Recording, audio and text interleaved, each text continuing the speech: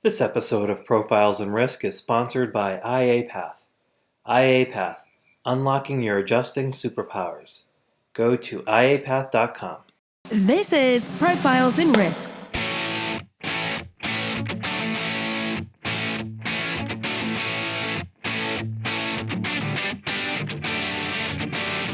Hosted by Nick Lamparelli. Every week, we interview those who risk life, limb, fortunes, career, and reputation, and those who work behind the scenes who look to protect and enlighten us about risk. You can find the show notes and other insurance-related content at insnerds.com. That's insnerds.com. Now, on to the show.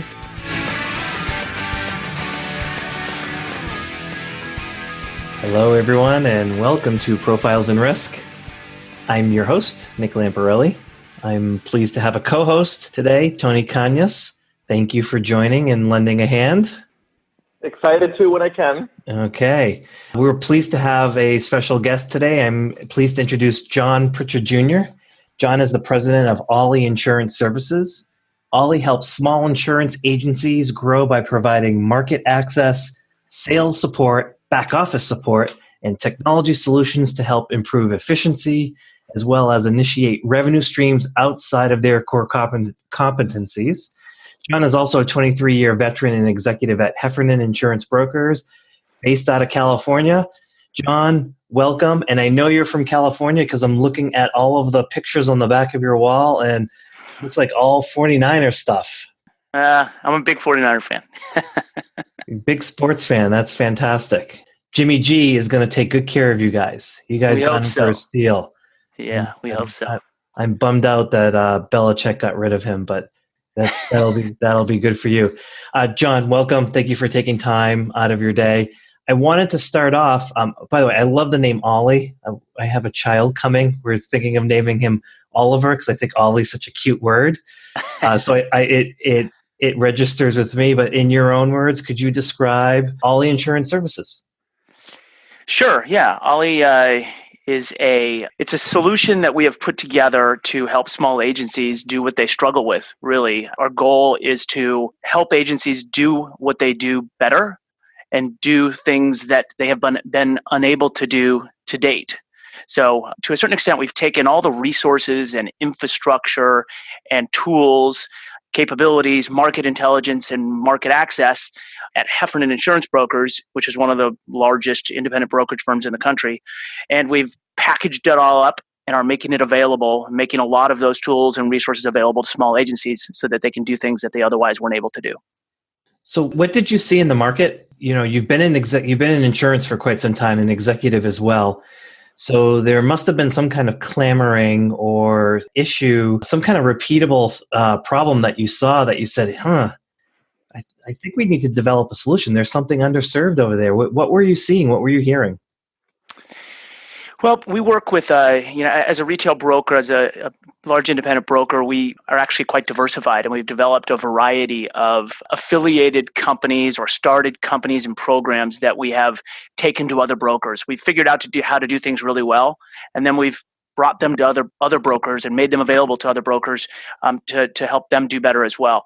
So over the years, seeing this and working with a variety of different agencies across the country, we saw that the smaller local agencies who are still very relevant out there struggle in a lot of areas. You know, one of the core areas is market access. And market access in and of itself for agencies is not necessarily that hard to find, because there's plenty of aggregators and networks and access points that they can partner with. But what we found is in most cases, there's quite a few strings attached with that access. And there's also not a lot of service and support that goes along with it. And it sort of stops at market access. But local agencies tend to need, or I should say, local agencies have a lot of other struggles and challenges that they need help with. And there's not a lot of outlet for those. There's not a lot of resources for those. So we saw a big opportunity to bring market access to them without those strings attached by providing them with a whole host of other resources that can help them succeed and grow. Yeah, could you just briefly go into some of those other support services? Because in my intro I mentioned sales support, but you also mentioned back office. technological solutions. It just seems part of it is that, agencies have very limited resources. So yeah, they want access to markets, but it sounds like from what Ollie's doing, they need access to a whole bunch of other things as well. Yeah. So that's correct. We bring those things in sort of a menu fashion, right? Our what we call affiliates are what we call our local agencies, and we bring technology in the form of agency management system, that we bring a turnkey agency management system to small agencies. We bring a proprietary technology platform that gives them market intelligence by product and by class of business. We bring comparative rating solutions for the personal line segment. We bring some real-time customer-facing capabilities. We bring a whole host of technology that is out there and that agencies see, but they don't have necessarily the bandwidth to engage with it. So we bring it in quite a turnkey fashion. In addition to that, we bring a variety of risk management resources that we have developed over the years that they can choose on a case-by-case basis to use when they have a particular client that needs those. And then we also bring one of the most important things and one of the biggest needs out there is actual back office support, hands-on support. May it be account management support, new business fulfillment and sales support, a virtual assistant, real people to help them do what they're trying to do. So many local agencies are the principal is the everything, right? They do everything themselves. Maybe they have one or two people helping them with their book of business, with their agency's book, but they tend to be the jack of all trades and they're doing everything. They have their hands in everything, and they can't do what they do best, which is sell and relationship manage, right? Own those relationships and develop those relationships. So we help them be able to focus more on that. And we take a lot of the load of the back office off their hands. At Insurance Nerds, we get questions all the time from younger folks coming into the business, wanting to, in their mind thinking, it would be great if I could have my own agency. It sounds as though with all of the back office and technology support, that Ollie could also support an independent agent, meaning like a single person. 100%. Where you're taking care of pretty much everything in the back office. That's a huge, that's leaps and bounds better than anything that they could probably get if they had to patchwork it themselves. That's right. So that's a great point. And that is a big area or kind of segment of the market that we are serving and aim to serve. So we have many affiliates who have come out of maybe a brokerage firm that's been acquired, and they were a smaller producer in that agency, and they just aren't a fit for that larger agency now. Or they were a part of a captive carrier, a captive agency, and they wanted to go independent. So we have an entire what we call agency in a box solution that helps them get set up from day one. And we can walk them through all the logistics and infrastructure and things they need to do to start an agency, and then in a turnkey fashion, provide them with their agency management system, their market access, their CRM, their market intelligence, and their back office service and support. Wow, that's fantastic. Tony, go ahead. So what part is left for them to do? Is it really just bring in the customers? It's up to them, right? They can do as much of everything I just described as they want or not. So some really want to just focus on the customer relationships and the sales, and they want to have, most want to have someone that they can rely on supporting them without having to actually deal with the hassles of payroll, staffing, management, all those distractions.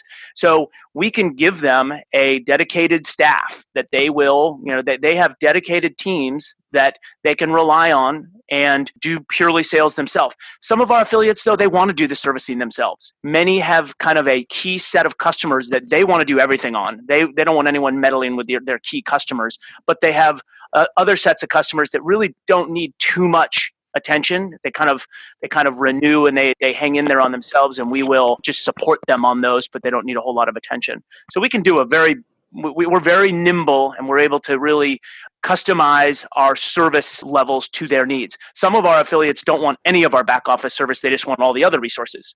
But to your point, for those individuals coming out of an agency or coming out of a captive or wanting to start their own agency, we can help them along the way and kind of fill in as they grow and help them along the way so that they don't have to put a whole bunch of investment in up front and then catch up to it.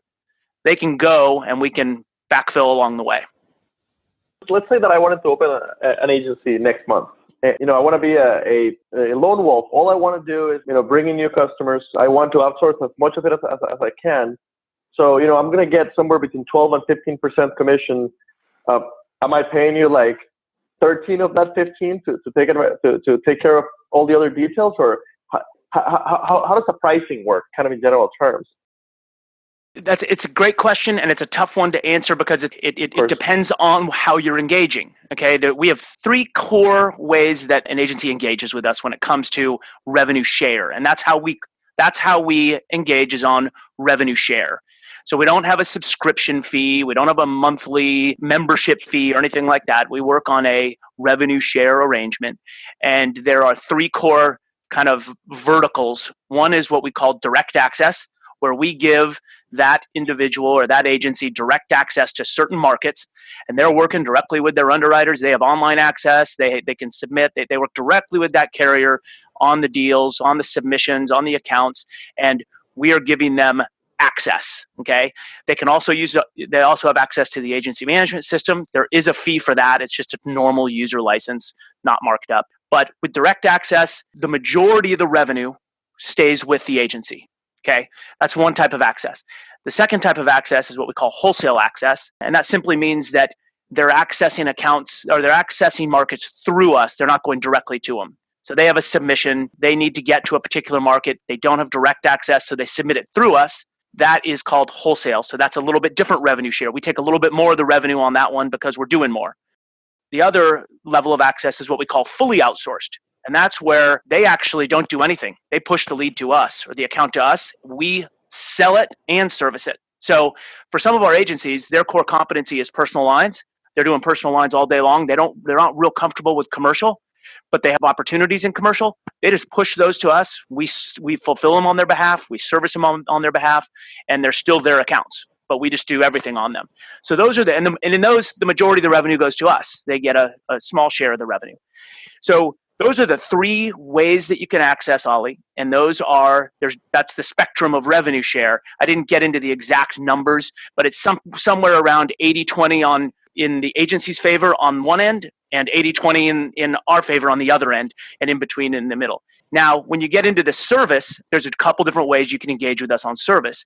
There's an hourly option where you can operate hourly. There is also a revenue share option. So if you want us to handle an entire book of business, then we would take a larger share of the revenue. And it depends on the makeup of the book on exactly what that split is, but it could be 50-50, it could be 60-40, depends on it if we're doing all the servicing. So I know that's a broad mix answer and not real specific, but it is rather, it's a case-by-case basis that we really nail down. We nail down the numbers. No, I think that makes sense. I think in cases where someone just wants to sell and they don't want to do anything else, there's got to be a price for that. So that doesn't surprise me at all. From a technological standpoint, from the virtual assistants to the other technology, it seems as though there's an opportunity for a 24/7 service in one form or another. And we'll get right back to this podcast right after a short message from our sponsor. I'm back with Chris Stanley, founder of IAPath. Chris, when someone is interested in becoming an independent adjuster or independent appraiser, what can IAPath offer them? Nick, at IAPath, we recognize that getting people to take a chance on a new vendor or independent adjuster is challenging. So one thing that we do to help IAs is train them, certify them, and mentor them.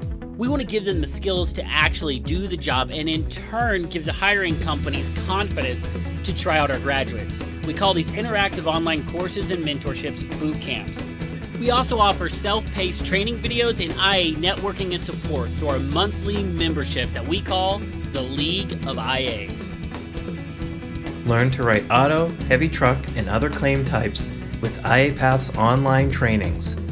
Unlock your adjusting superpowers. Go to iapath.com.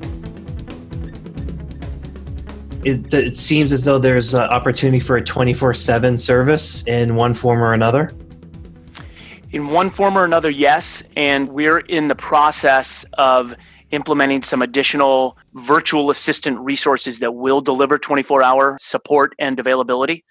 We don't have that up at the moment, with the exception of those accounts that may go to certain carrier service centers, right? There is the option in certain instances where certain types of business with certain carriers can go into what we call carrier service center. Well, they'll provide some of the account management support, and they provide 24-hour access. So it can be a good option when you want that 24-hour access and you want to have some service, but you still want to be the lead kind of liaison between the customer and the carrier. But you can get support from the carrier for a very reasonable commission.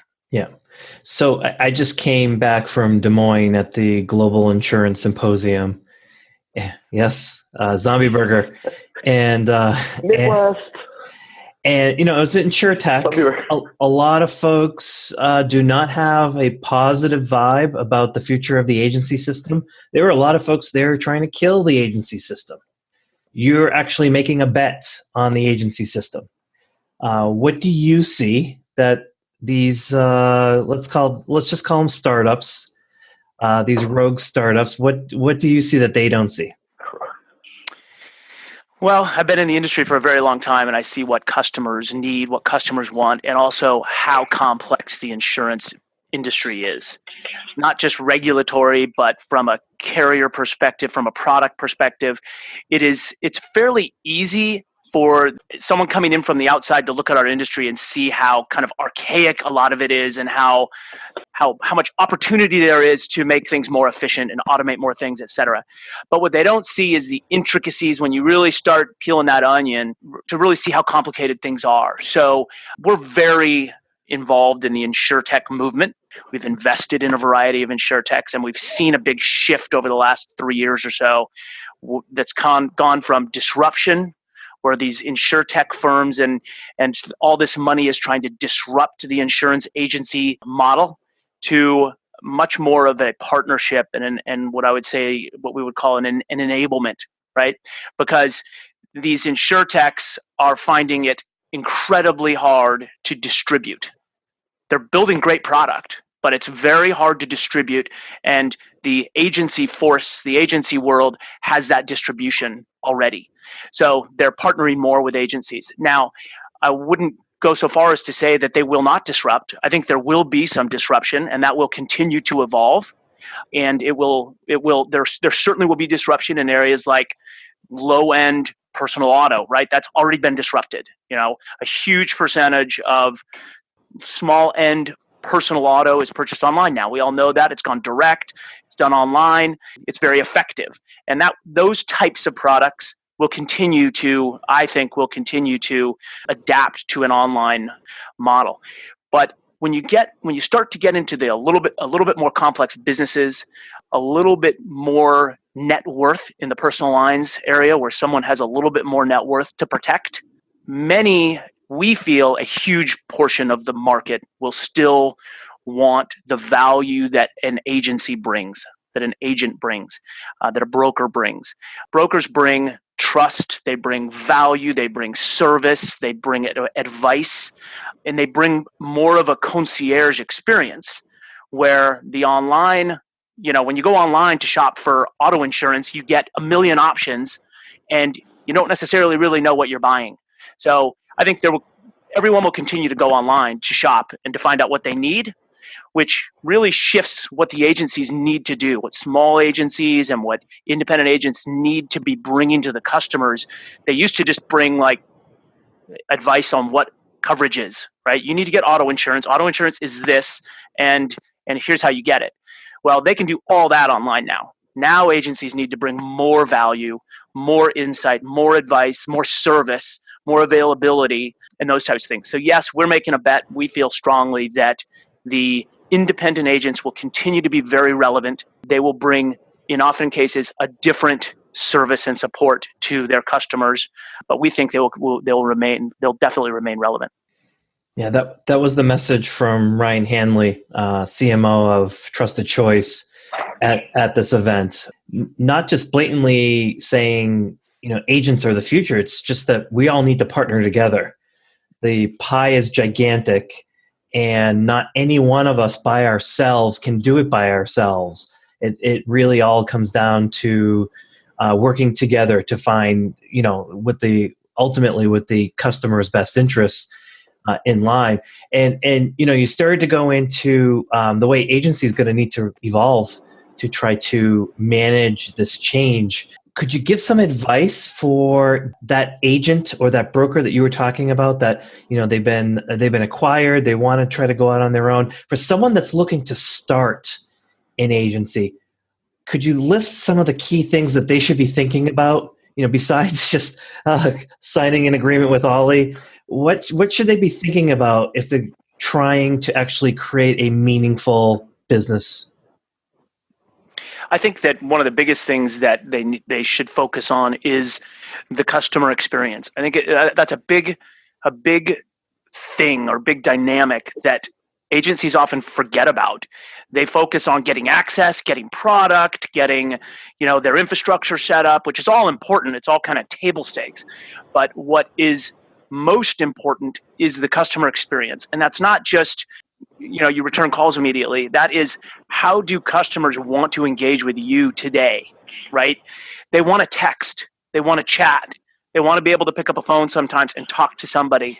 So adapting to the way that customers want to engage, bringing technology into the equation, because customers do want technology. They do want to be able just to go online and grab their auto ID card at times. But at the same time, others don't. Others don't want technology to do that. They want to be able to call you up and get their auto ID card in 30 seconds, right?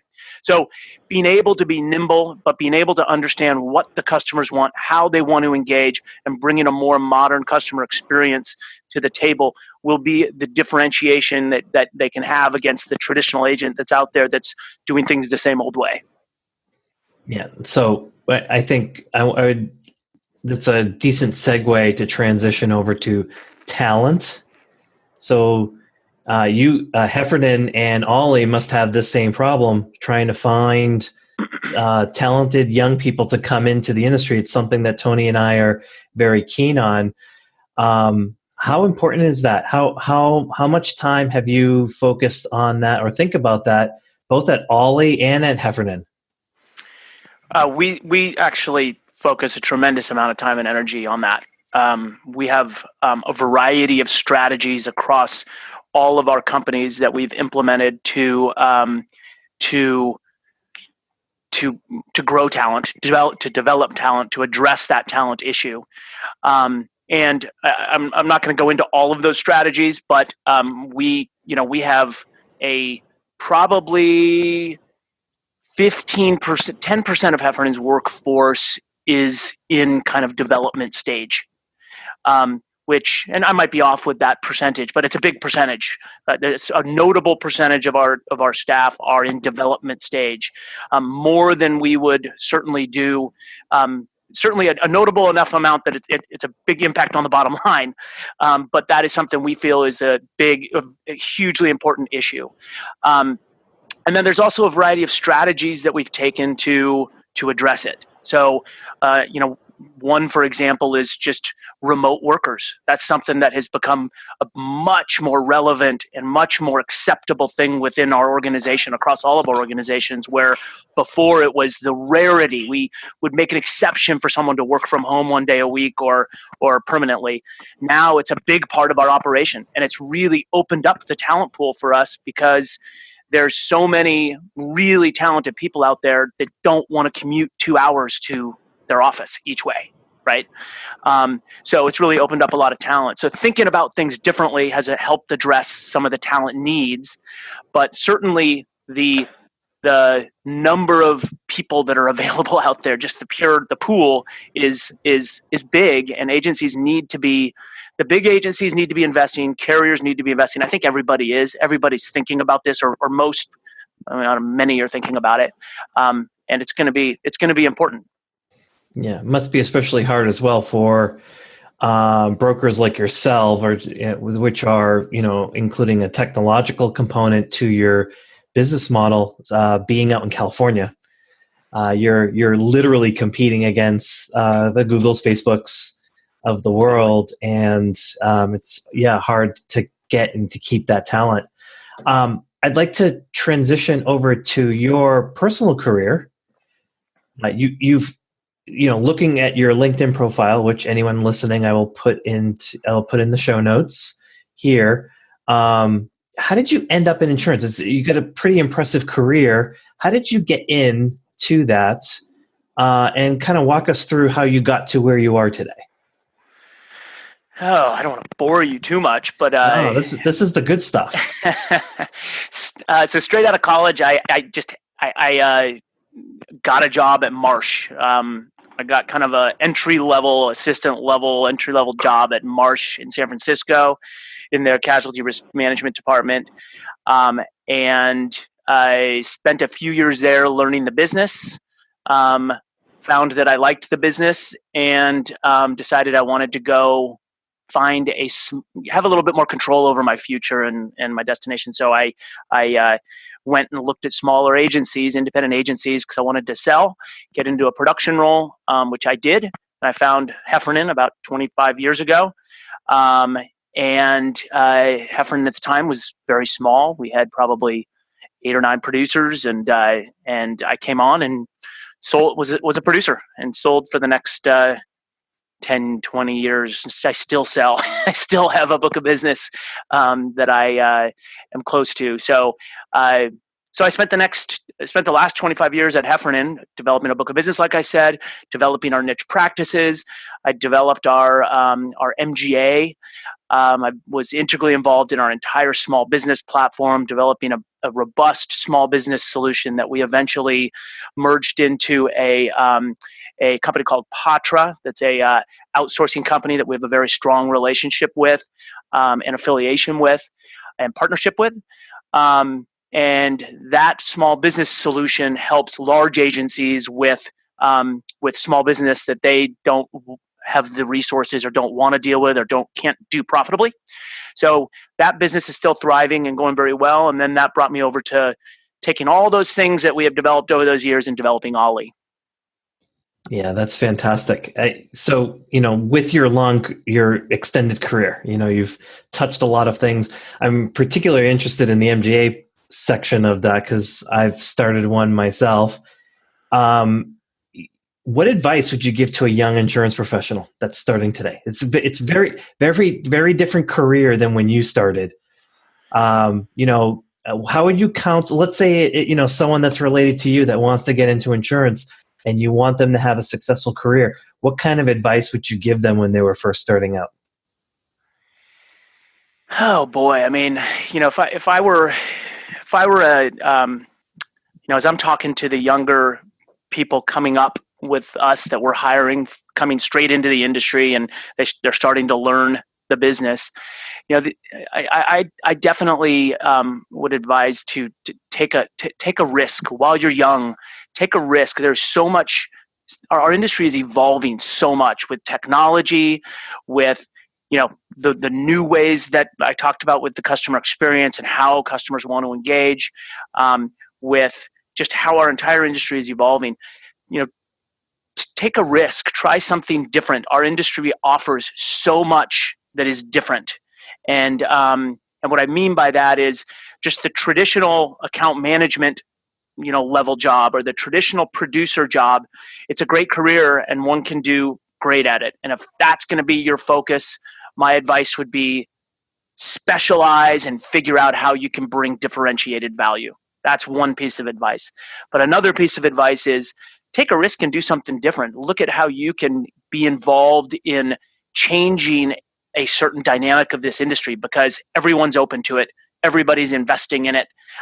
Everybody's willing to look at new ways to do things. So bringing in fresh ideas is super valuable, and there's a lot of people that will listen. So there's a lot of opportunity for those that are willing to take a little bit of risk and speak up and see what opportunities are out there for them. Yeah, no surprise that a producer talks about differentiated value. We talk about that all the time. It's what helps you in production, but it's what helps you in your career as well. You have to somehow be different, be better in what you're doing. So I love that advice. We'll definitely share that on the show notes. John, this is the part of the podcast where we transition a little bit over to the more personal side so people can get to know you a little bit more. Not that they haven't already, but maybe just a little bit more. When you aren't working, what do you like doing? Oh, well, I have 3 kids, young kids, under the age of 14. So actually 15 now. So 15, 12, and 7. So my hands are full running around to kids' sports and spending a lot of time with my family. So that's certainly a big part of what I do. I love to cook. I love to golf. Love to ski. Love to travel. So those are probably, when I have the opportunity, I certainly do all of those things. And San Francisco 49er games. Lots of sporting events. Niners, Giants, and Warriors. I have a feeling you're going to be have a lot of excitement, not just in the winter anymore. Yeah, well, hopefully. It's going to be spread out quite a bit. You're very busy. You're juggling a lot of different stuff. What tools or techniques have you found valuable to stay organized and or productive? So, I mean, I'm not going to probably say anything that is too, unusual, but for me, certainly establishing goals and really trying to stay up to speed and up to date and focused on those goals. It's so easy to get distracted that having a set of core goals that you're trying to achieve for the short term, whether it be the next 3 months, 6 months, or 12 months, is extremely important for me. And I regularly review those goals, review the kind of objectives I've set out to achieve those goals to make sure I'm on task. So that's a big thing for me. Another kind of trick or tool or strategy that I've done over the years to help me get everything done is I try to start my day every day doing the first thing I do is the thing I want to do least.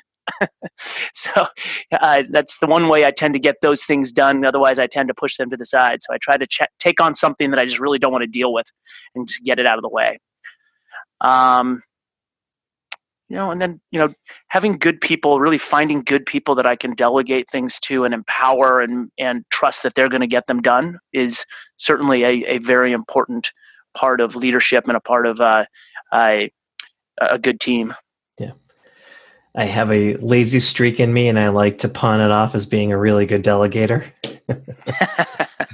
So, but I like that. That's very true. It sounds as though, correct me if I'm wrong, but you're being a producer has actually probably the production part of your business life has probably leaked into your personal life. Just because it just with all the goal setting and also, doing the thing you want to do least, do that first. Your work life has probably helped you in your personal life as well to stay organized. Oh, for sure. Yeah, no question about it. Are there any books that you have found to be influential in your business and or personal lives? Oh gosh. Yeah. I mean, I tend to read nonfiction books and those are my favorite. There's so much reading these days that when I'm, I don't read as many books as I used to.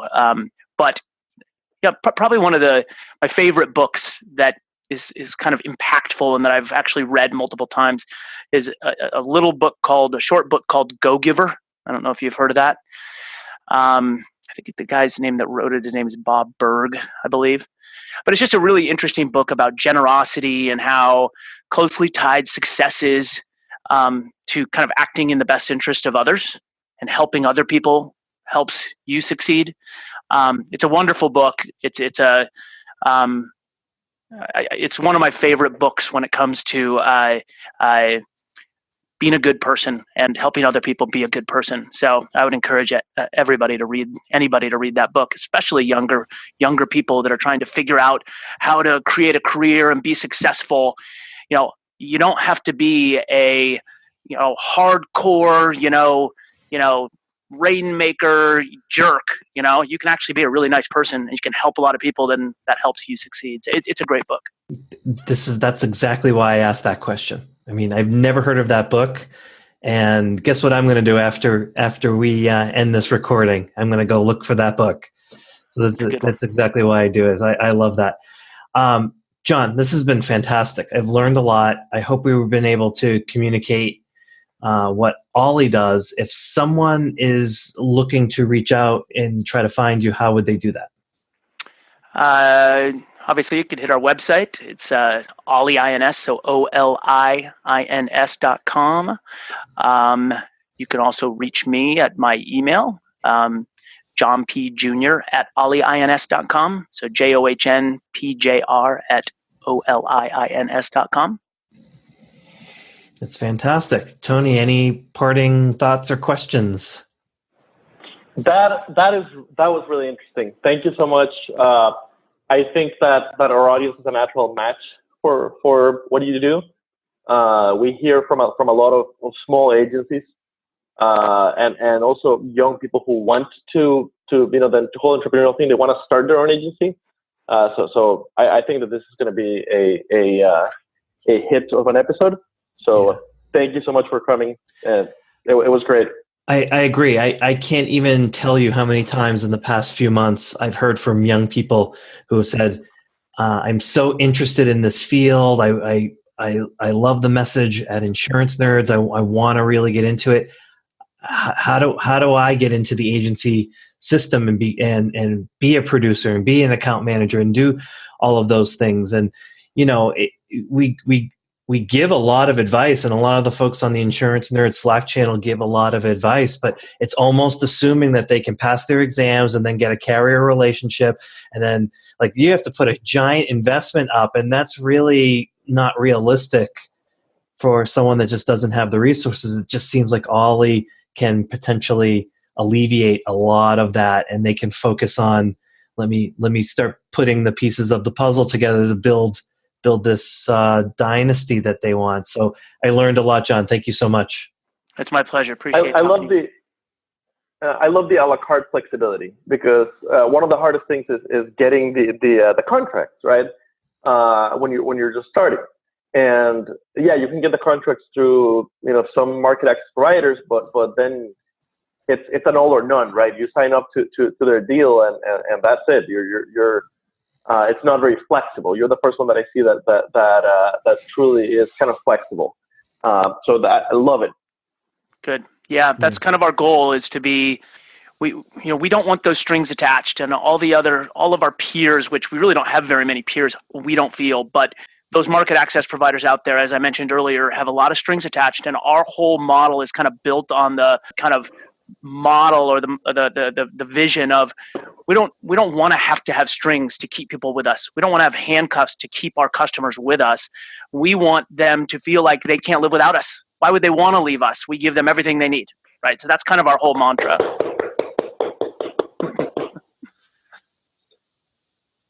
You're muted, Nick. I'm talking and no one can hear it. I should just keep this into the podcast. So if you're listening to it, I'm just I'm just going to start keeping the bloopers in instead of clipping them out. So okay, here we go. First one, John. I love the message, and I think our audience will love it as well. Again, thank you so much. You're welcome. Thank you. Appreciate it. Thank you to Tony. My guest this week has been John Jr. of Ollie Insurance Services. Have a great weekend, everyone.